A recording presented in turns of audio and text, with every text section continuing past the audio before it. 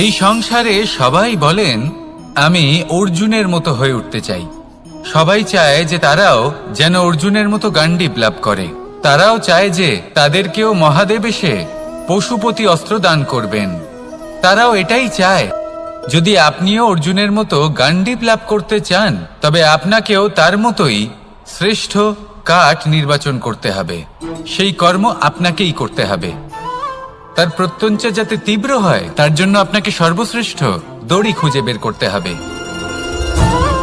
আপনার বাণ যাতে ঘাতক হয়, সেই জন্য আপনাকে নতুন নতুন ধাতু খুঁজে বের করতে হবে। সেই শিক্ষা আপনাকে লাভ করতে হবে, তবেই আপনার ইচ্ছে পূর্ণ হবে।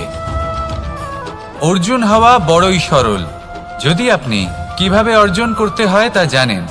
শুধুমাত্র স্বপ্ন দেখেন যারা, তারা কখনোই অর্জন করতে পারবেন না।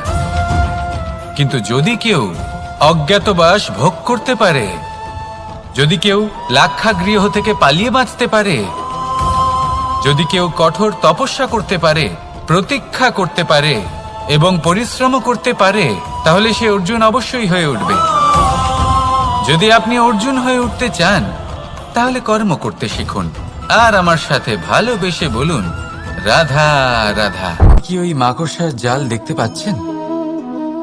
মাকড়সারা ভীষণ পরিশ্রম করে এটা তৈরি করে। নিজের শরীরের রস দিয়ে এই জাল বোনে।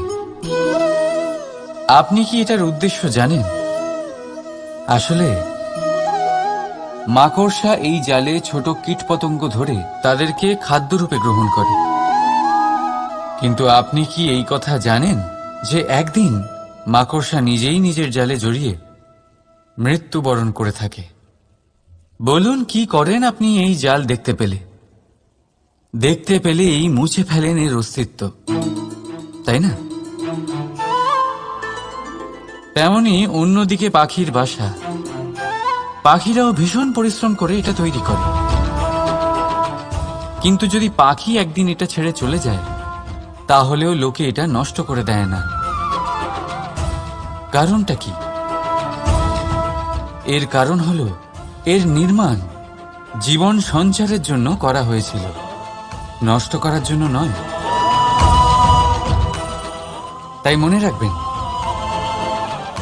জীবনে আপনার পরিশ্রম যতই বেশি হোক না কেন, যদি আপনার লক্ষ্য শুভ না হয়, তাহলে আপনারও বিনাশ নিশ্চিত। তাই সৃজন করতেই থাকুন আর মুগ্ধ হয়ে বলুন রাধা রাধা। এই পুকুর দেখছেন আপনি? বাচ্চা, বৃদ্ধ, যুবক, যাকেই আমি জিজ্ঞেস করব এটা কি, সবার উত্তর সেই একই হবে। উত্তর তখনই বদলাবে যখন প্রশ্ন এটা হবে যে আপনি এই পুকুরে কি করতে চান। কেউ বলবে আমি এমনি এর পাড়ে বসে এই জল স্পর্শ করে ঠান্ডা হাওয়ার আনন্দ অনুভব করতে চাই। কেউ বলবে আমি এই পুকুরে সাঁতার কাটতে চাই। কেউ বলবে কাগজের নৌকা বানিয়ে আমি এতে ভাসিয়ে দিতে চাই। কেউ বলবে আমি মাছ ধরে নিজের জীবন যাপন করতে চাই, ইত্যাদি ইত্যাদি। আপনাকে একটা কথা বলে রাখি, আমাদের জীবনও এই পুকুরেরই মতন, একই রকম। কিন্তু আমরা এই জীবন নিয়ে কি করব, সেই সিদ্ধান্ত আমাদের। এই পুকুরে আপনি মুক্তও পাবেন, আবার পাঁকও পাবেন। যদি আপনি মুক্ত পেতে চান, তাহলে এই পুকুরের গভীরে আপনাকে যেতে হবে।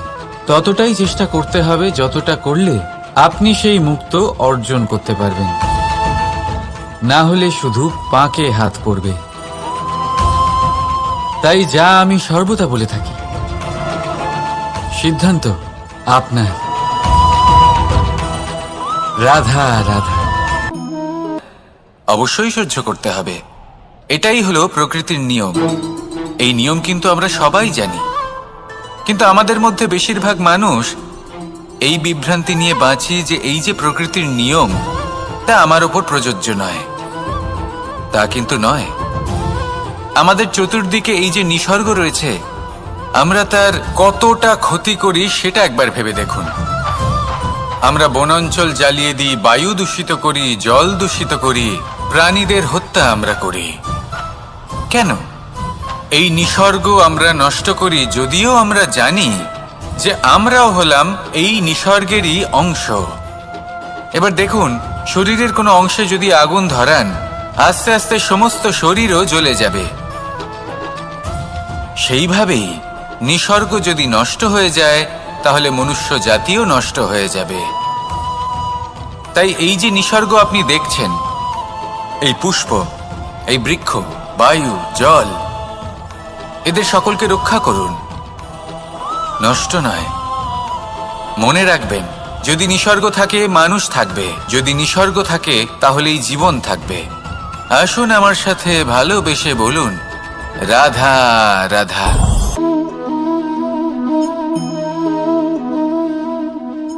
আপনার কি মনে হয় আমি কি করছি? আপনি বলবেন আমি প্রদীপ জ্বালাচ্ছি। সঠিক না। তাহলে আপনি কি করে জানলেন যে একে প্রদীপ বলা হয়? উত্তর হচ্ছে প্রকাশ, যে স্বয়ং জ্বলে অন্ধকারের মধ্যে সংসারকে পথ দেখায়, সেটাই প্রদীপ।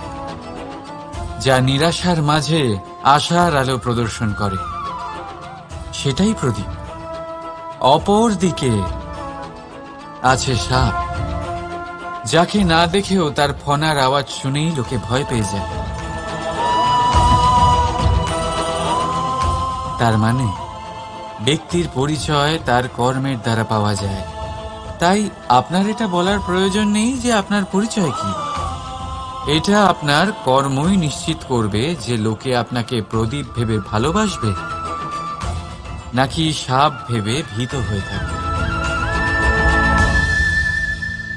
রাধা রাধা। সময় কত বিচিত্র হয়। সময় আমাদের পক্ষে থাকলে আমরা নিজেদের রাজা মনে করে নিই, আর সেই সময় যদি বিপক্ষে চলে যায় তাহলে নিঃস্ব হতে সময় লাগে না। তাই মানুষের একটা অভ্যেস আছে, খারাপ সময়ের জন্য কিছু সঞ্চয় করা। আত্মীয়, বন্ধু খারাপ সময় পাশ থেকে সরে যায়। যশ, মান প্রতিকূল সময় চিরস্থায়ী হয় না। তাই মানুষ মনে করে অর্থ সঞ্চয় করাই শ্রেয়। অর্থের কোনো হৃদয় নেই যা সময়ের সাথে পরিবর্তিত হবে। সংসার বলে সর্বদা অর্থ সঞ্চয় করতে থাকুন। খারাপ সময় অবশ্যই কাজে লাগবে, কিন্তু আমি বলবো শুভ কর্ম করতে থাকুন, আনন্দে থাকুন, নিজের ওপর আর ঈশ্বরের ওপরে বিশ্বাস রাখুন। খারাপ সময় কখনো আসবেই না। রাধা রাধা। জীবন থাকলে লক্ষ্য অবশ্যই থাকবে। যদি লক্ষ্য থাকে তার পথ অবশ্যই থাকবে। যদি পথ থাকে, আমরা জীবনে সফল হব না অসফল, পুরস্কারের ভাগীদার হব নাকি জীবনে প্রতিশোধ নয়। পরিবর্তন বাছুন, বদলা নয়, বদল বেছে নিন। আপনার বাধা আপনার বন্ধু হয়ে যাবে। রাধা রাধা। সমস্ত মানুষের জীবন কিছুটা সমান হয়। মানুষ জন্মগ্রহণ করে, তারপর চলতে শেখে, জীবনে এগিয়ে চলে, বার্ধক্য লাভ করে, তারপর সমাপ্ত হয়ে যায়। কিন্তু সেই ব্যক্তিরা কারা যারা প্রকৃত অর্থে মনুষ্য জীবন যাপন করেন? এনারা হলেন সেই ব্যক্তি যারা পড়ে গেলেও আবার উঠে দাঁড়ানোর চেষ্টা করেন, নিজের ভেঙে পড়া অস্তিত্বকে আগলে নিয়ে আবার একটা আকার দেবার চেষ্টা করেন, ভগ্ন আশাকে আবার একটা নতুন দিশা দেন। অসফল হওয়ার পরেও থামেন না, আবার এগোতে থাকেন। অসফল হওয়ার পরে যদি আপনি থেমে যান তাহলে সাফল্য আপনার সামনে অপেক্ষা করে, কিন্তু আপনি তা দেখতে পান না। তাই জীবনের সংঘর্ষে অংশগ্রহণ করতে শিখুন। জীবনের সংঘর্ষ থেকে পালাবেন না। আসুন আমার সাথে ভালোবেসে বলুন, রাধা রাধা। কিন্তু সেখানে শেয়াল বলল, আমি তো এরকম কিছু করিনি। কিন্তু যদি আপনি এরকম বলেন, কোনো প্রমাণ দিন, এর কোনো সাক্ষী আছে? তখন রাজা সিংহ পেঁচাকে ডেকে পাঠালেন, যে সেই মুহূর্তে বৃক্ষের শাখার ওপর বসেছিল। সে সব কিছু দেখেছিল। পেঁচা সব সত্যি কথা বলল, আর শেয়ালকে মৃত্যুদণ্ড দেয়া হলো। এবার এই কাহিনী আমি আপনাকে কেন শোনালাম? কারণ মানুষও কখনো কখনো এরকম কর্ম করেন যা শিয়াল করেছে। এটা ভাবেন কেউ দেখছে না, যখন আমি অনুচিত কর্ম করতেই পারি। কিন্তু না, আপনি যাই করুন না কেন, কেউ না কেউ অবশ্যই তা দেখছে। কোনো ব্যক্তি না হলেও কোনো প্রাণী, না হলে কোনো যক্ষ বা দেব বা প্রেত। যদি এনারা কেউ না দেখেন, তাহলে ধরিত্রী মাতা দেখেন, যেখানে দাঁড়িয়ে আপনি সেই কর্ম করছেন, তাই না? তাই একটা কথা সবসময় মনে রাখবেন, কে দেখছেন কে দেখছেন না সেই বিষয়ে ভাবা ছেড়ে দিন। এটা খুব সহজ কথা।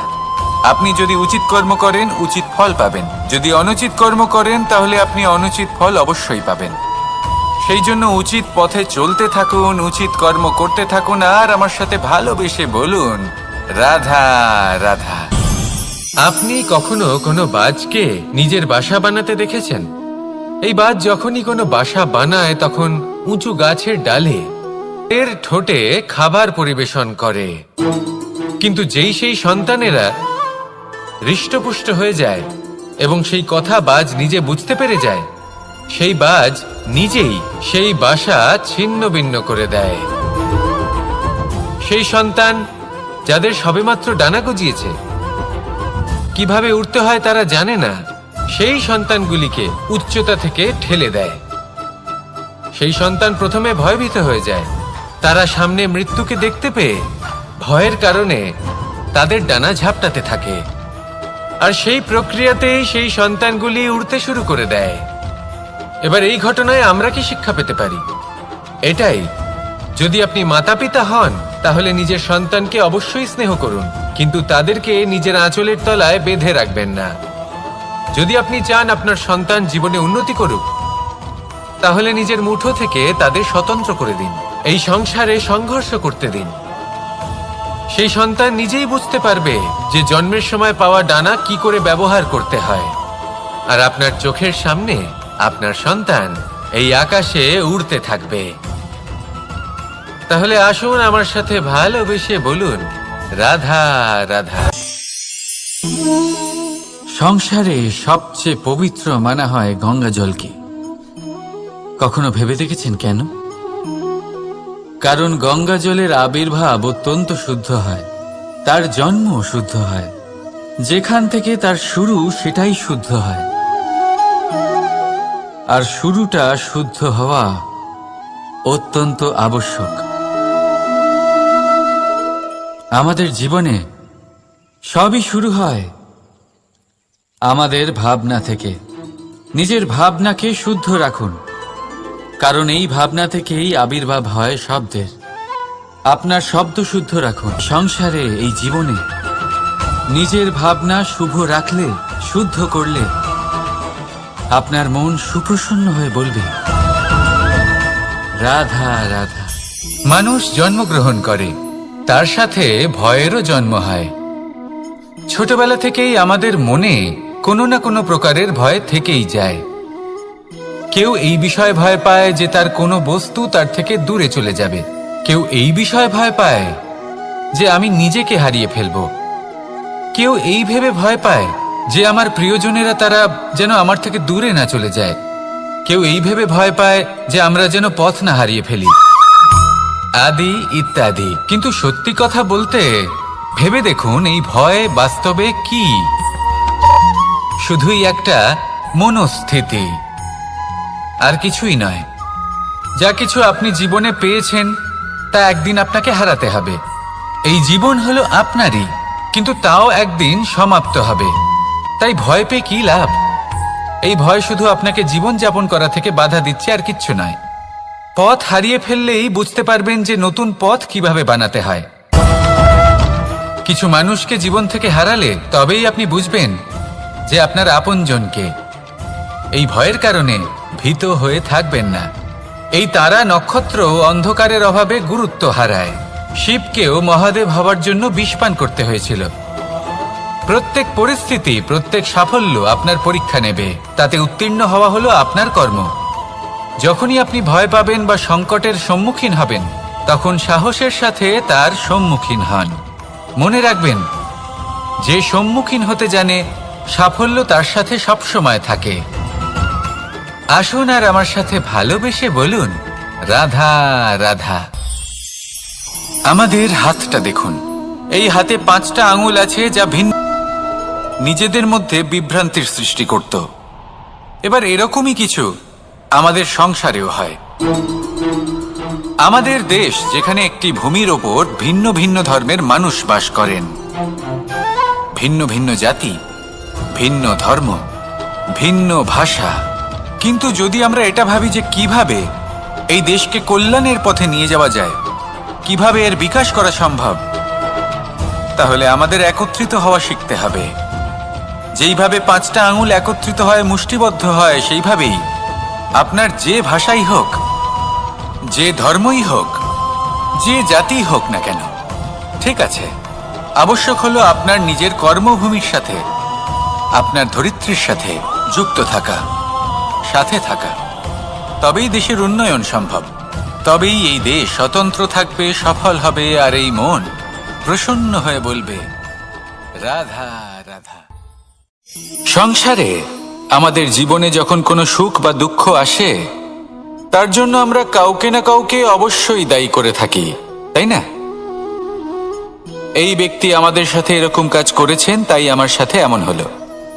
ওই ব্যক্তি যদি এমনটা না করতেন, তাহলে আজ আমি ওই স্থানে পৌঁছতে পারতাম। সবই আপনার দৃষ্টিভঙ্গির ওপর নির্ভরশীল। আর যদি আপনার দৃষ্টিভঙ্গি এমন হয়, তাহলে তা অনুচিত। সত্যি কথা বলতে, এই সংসারে ভিন্ন ভিন্ন ধরনের মানুষ আছে। এটা আপনার উপর নির্ভর করছে কিভাবে তাদের স্বাগত জানাবেন। একবার ভাবুন, আমি আমার 2টো হাত সামনে নিয়ে এলাম, 2টো মুঠো খুলে দিলাম। 2 প্রকারের মানুষ আসবেন, কিছু না কিছু দিয়ে যাবেন।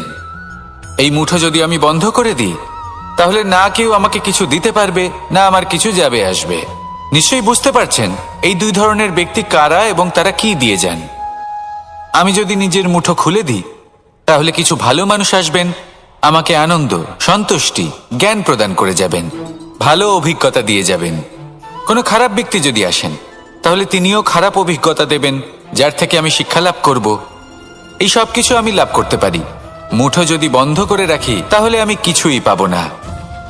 দেখুন, এই সংসারে প্রত্যেকের জীবনে এইরকম।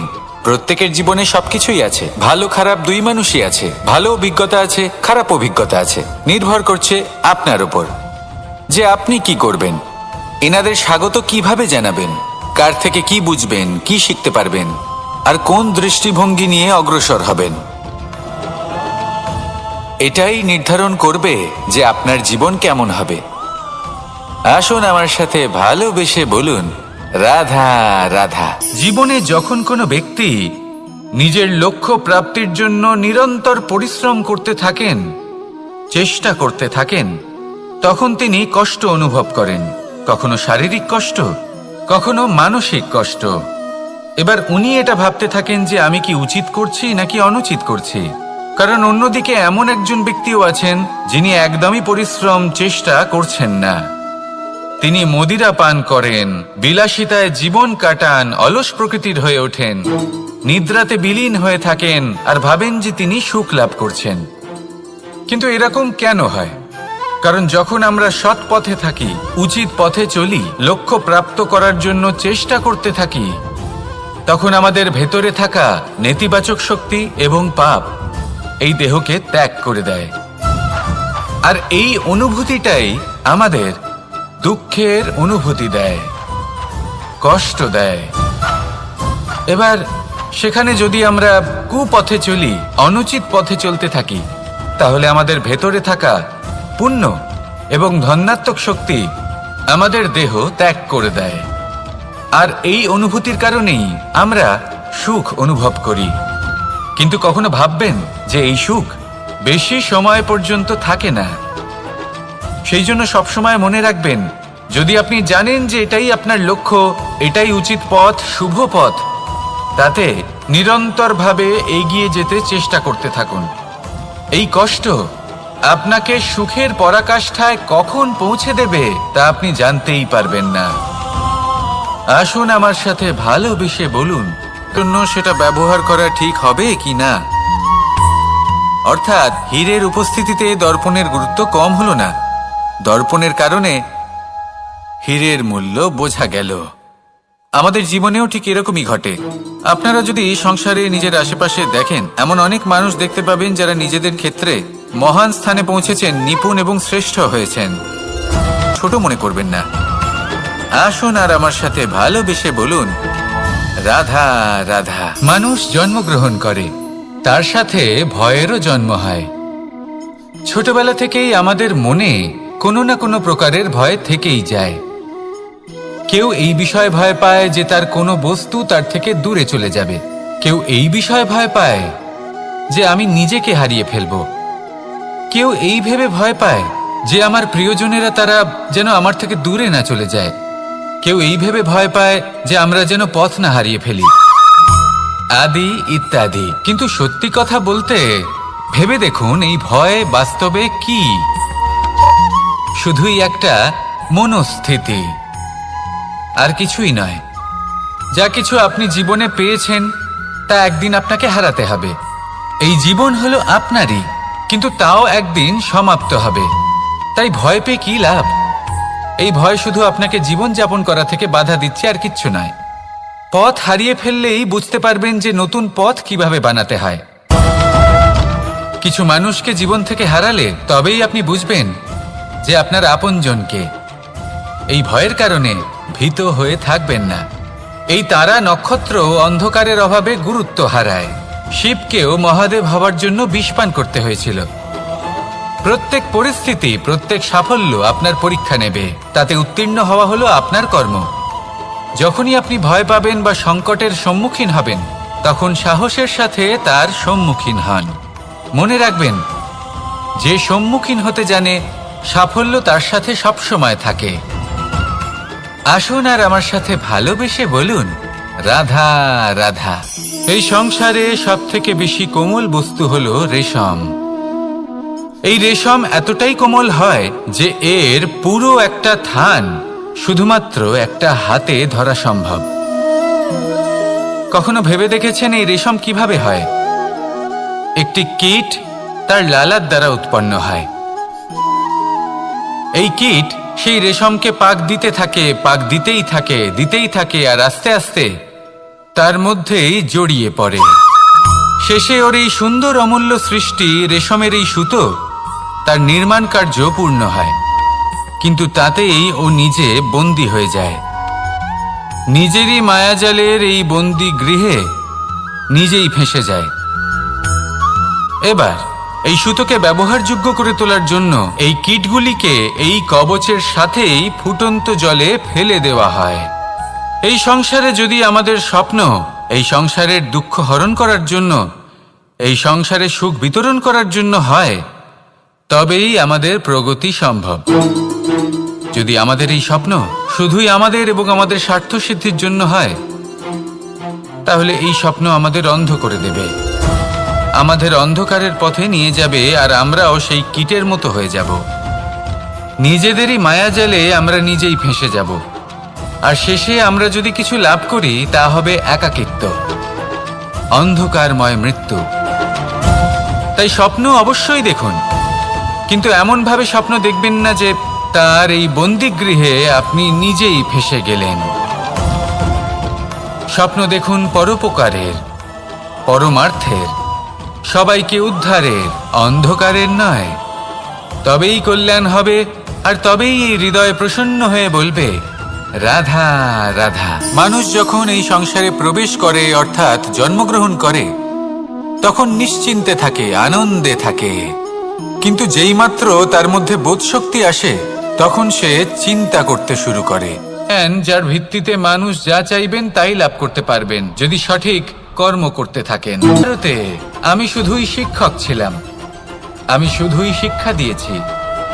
লক্ষ্য সাধন করেছে অর্জুনই, যুদ্ধ করেছে অর্জুনই, এবং জয়ী হয়েছে অর্জুনই।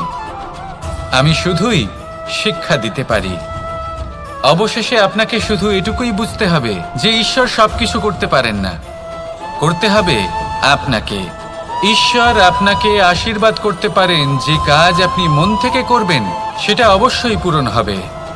সেই জন্য নিজের লক্ষ্যের পথে এগোতে থাকুন, চেতনা, বিবেক এবং পরিশ্রমের দ্বারা আপনার যা যা স্বপ্ন আছে, যা লক্ষ্য আছে, আপনি অবশ্যই লাভ করবেন।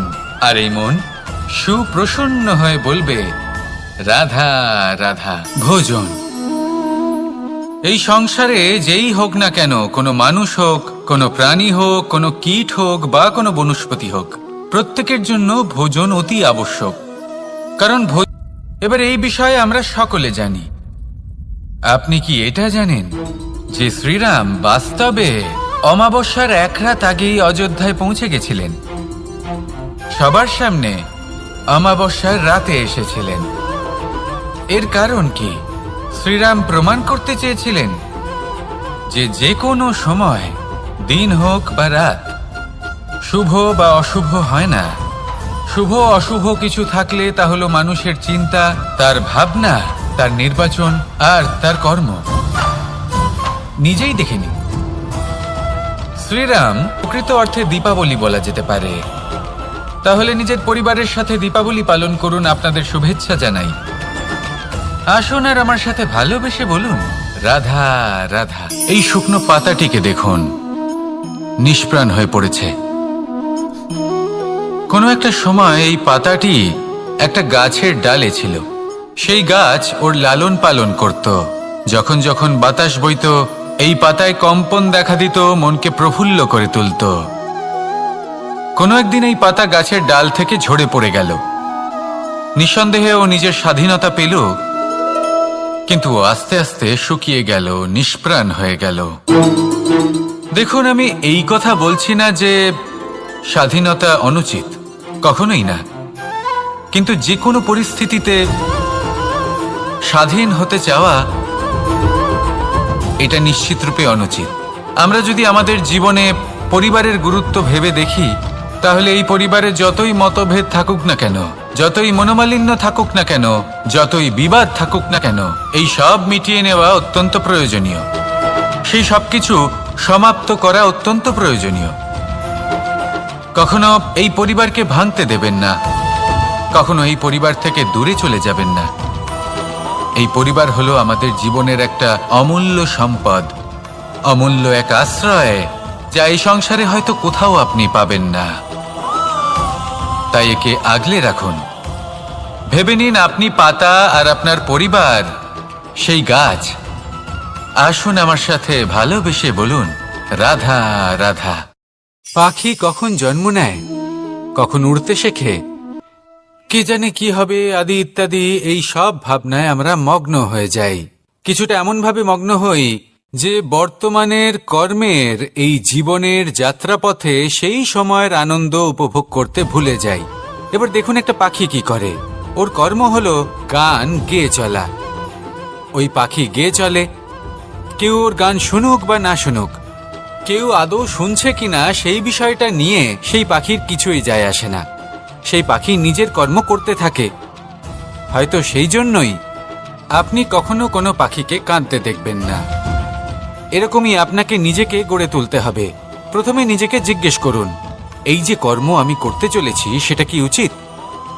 যদি আপনার মনে হয় সেটা উচিত, তাহলে সেটা প্রমাণ করুন। এটা ভাববেন না যে এই সংসার কি ভাববে। আসুন আর আমার সাথে ভালোবেসে বলুন, রাধা রাধা।